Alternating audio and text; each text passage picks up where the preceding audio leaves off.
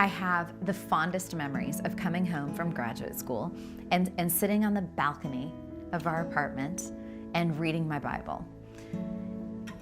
Okay, let me clarify. I wasn't reading a Bible the way you might be picturing it.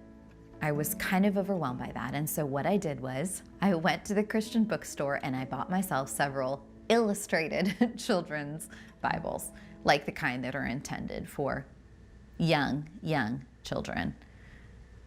But what that did was it allowed me to sit down and kind of start to see these stories in a more basic way. And I started piecing them together, because what had happened was I was overwhelmed by the scope of the entire Bible. And these were just tissue pages filled with names and dates and incidences. And it muddled together in my brain. So when I would read my grown-up Bible, I would maybe find a character that was really interesting to me, or there would be a story that stood out.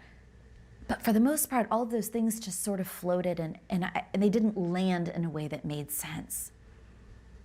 And it made me feel stupid. I didn't understand it, but I really wanted to. And so when I sat out there and I saw these stories, I started to piece together, and all of a sudden I was going, oh, Samson.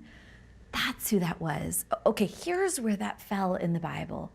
Or here's the story of this. And now all of a sudden I could draw this line between very simple events, and it was so empowering. And so while I look back and I imagine myself sitting out there with a cup of coffee, reading and turning the pages and thinking my neighbors were probably laughing their heads off at me and maybe wondering if I was some kind of weirdo, what I also think about is that God, He probably just loved that moment for me, because that was the time that I set aside my pride and I simply said this: